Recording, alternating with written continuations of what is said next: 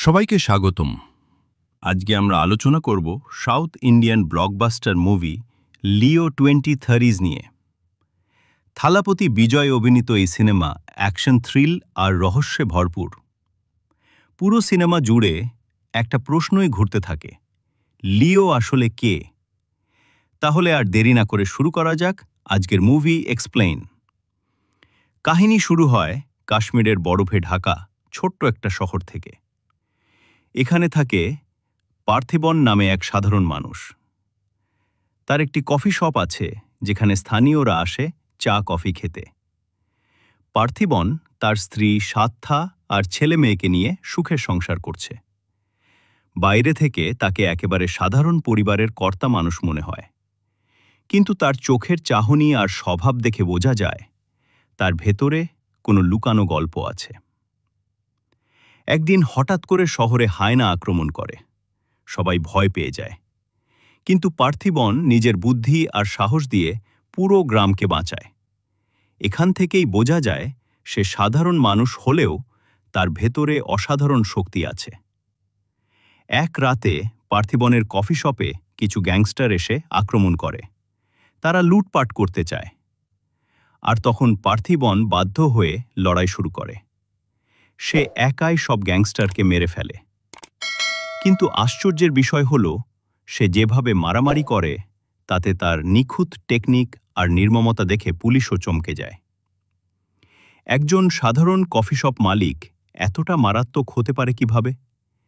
এখান থেকেই শুরু হয় সন্দেহ। শহরে খবর ছড়িয়ে পড়ে, এই পার্থিবন আসলে লিও দাস। লিও দাস এক সময়কার ভয়ঙ্কর অপরাধী, যে নাকি বহু আগে মারা গেছে। এই খবর শুনে হাজির হয় দাস পরিবারের প্রধান হ্যারল্ড দাস, অর্জুন, এবং তার ভাই অ্যান্টনি দাস, সঞ্জয় দত্ত। তারা দাবি করে পার্থিবন আসলে তাদের পরিবারের ছেলে লিও, যে বহু বছর আগে তাদের কাছ থেকে পালিয়ে গিয়েছিল। কিন্তু পার্থিবন জোর দিয়ে বলে সে কোনো লিও দাস নয়, সে শুধু একজন সাধারণ মানুষ, কফি শপের মালিক আর ভালো স্বামী সন্তানদের বাবা। এখন গল্পে বড় একটা দ্বিধা তৈরি হয়। পুলিশ, গ্যাংস্টার, এমনকি দর্শকরাও বুঝতে পারে না সে আসলেই কে। হ্যারল্ড দাস বারবার চেষ্টা করে তাকে তাদের অপরাধ জগতে ফিরিয়ে আনতে, কিন্তু পার্থিবন রাজি হয় না। এরপর গ্যাং তার পরিবারকে টার্গেট করে। স্ত্রী, ছেলে মেয়ে সবাই বিপদের মধ্যে পড়ে। এখন আর পার্থিবনের হাতে কোনো পথ থাকে না। পরিবার বাঁচাতে হলে তাকে আবার অস্ত্র হাতে তুলতে হবে। এরপর শুরু হয় ভয়ঙ্কর লড়াই। পার্থিবন এক এক করে দাস পরিবারের লোকজনকে শেষ করতে থাকে।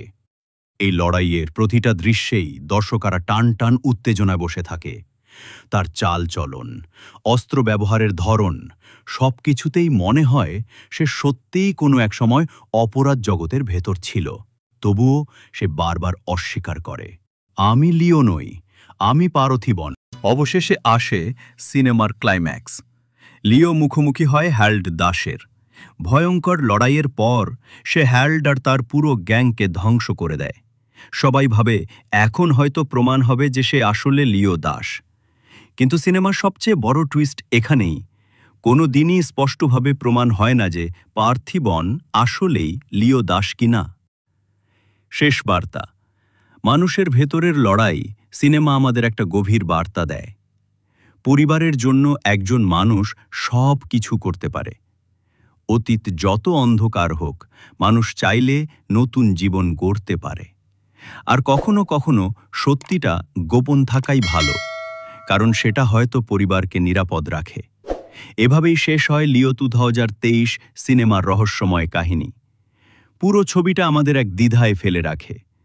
লিও কি সত্যি সেই পুরনো অপরাধী, নাকি শুধু এক সাধারণ মানুষ যে পরিস্থিতির চাপে রক্তাক্ত পথে হেঁটেছিল?